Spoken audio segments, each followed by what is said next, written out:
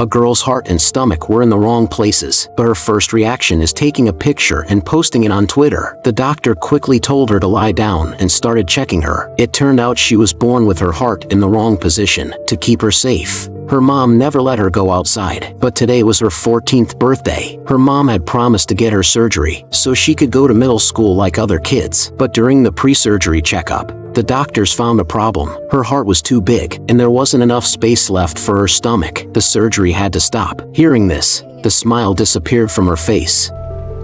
I'm sick of this! The doctor felt sorry for her and kept searching for a solution. Then, he had an idea. What if they used a special material to extend her breastbone and make more space in her chest? But this surgery was very risky. If it failed, she could lose her life. But the girl wanted to go to school. She wanted to make friends. In the end, her parents agreed to the surgery. Luckily, everything went well. She could finally go to school. The man is wearing shorts, his legs covered in tubes. He stands up to give a seat to a pregnant woman, but one of the tubes gets yanked. Oh no. By the time the firefighters arrive, there's blood all over the bus. They have discovered a new problem. They can't even move properly. Bro, blood's one of the most slippery natural substances on Earth. Even more than motor oil. Whoa! Another firefighter goes down. One of them holds onto the handrails, leading the others carefully toward the man. His dialysis catheter is torn, and so is his femoral artery. They press down on his leg to stop the bleeding. As the firemen lift him onto a stretcher, they fell again. The captain suggests they paddle the man across like an ice skater. The firemen tie the man to the stretcher. Then,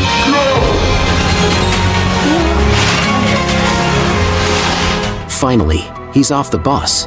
A woman came to the hospital because she was pregnant, but her boyfriend was also pregnant. Have you met a pregnant couple? The doctor first checked the movement. Then she did a urine test on the man, but both tests came back positive. Neither the doctor nor the whole medical field had ever seen a case like this. So, everyone came to check it out, but they forgot about the patient's rights. Mr. Herman is a patient, a surgical patient, who's sick and embarrassed and tired of being stared at. At Gray's strong request, all the reporters left. Finally, the man was taken to radiology for a checkup. Jeez.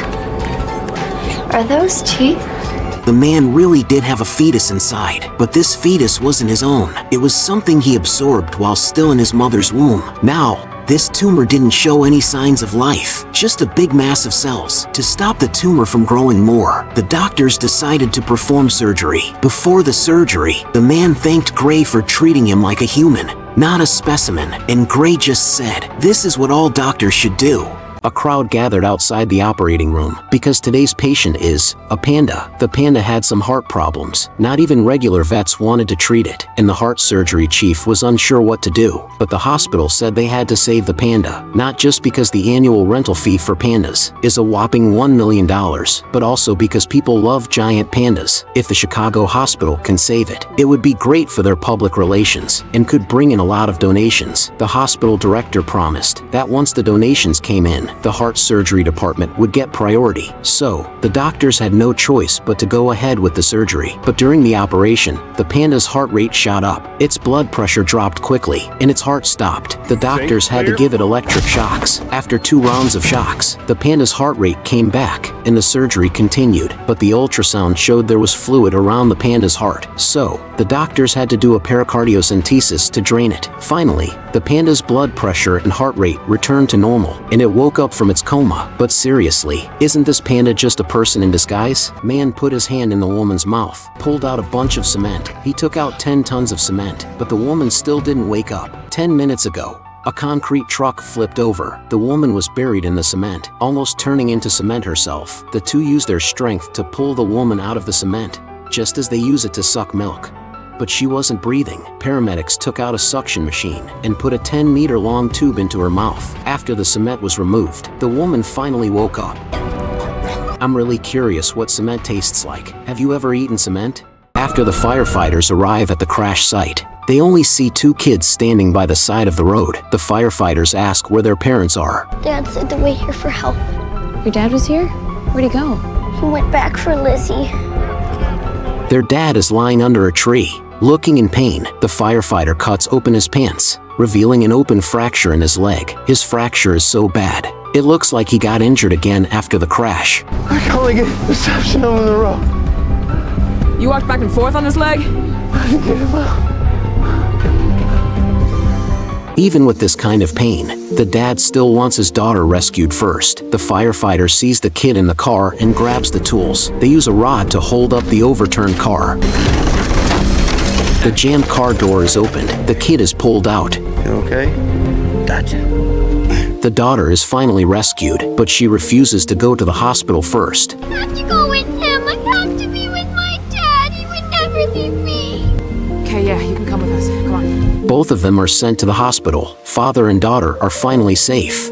Impalement and fractured chips. He should have been in the OR 5 minutes. The OR is ready for him. He's not ready for the OR. While everyone's in the meeting, someone suddenly falls from upstairs, crashing through the skylight onto the conference table. This is a surgeon from the hospital. At this point, he's covered in blood, with a steel pipe sticking out of his chest. His neck wound is huge. Pressing on it isn't helping anymore. Despite people keep trying to stop him, the doctor still pulls out a calf balloon, inserts it into the wound. The bleeding finally stops. He is rushed to the operating room, but one of the doctors stopped him from entering. He required him to have a CT before he could operate, but the pipe is too long. He doesn't have a way to do a CT, so the doctor cuts part of the pipe off to get him into the scanner. After the surgery, he wakes up. The excessive workload has left him with no time for his personal life, causing a buildup of depression.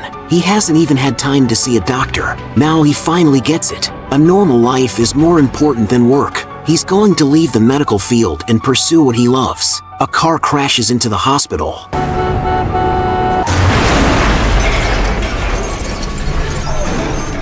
And the driver is a 9-year-old kid?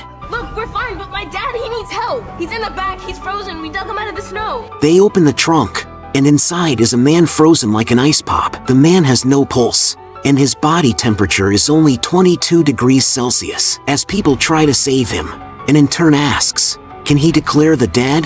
He's not dead, he's frozen. Everyone keeps trying to save him, but his temperature is still really low. They need to get him to the operating room to warm him up with circulating blood. But the woman, who's a resident, doesn't have the right to perform surgery on her own because of a snowstorm. The head doctor is stuck on the road. He calls the woman and tells her to do the surgery while he walks to the hospital. Meanwhile, as the doctor is saving the patient, the intern is outside the operating room, waiting to practice declaring death.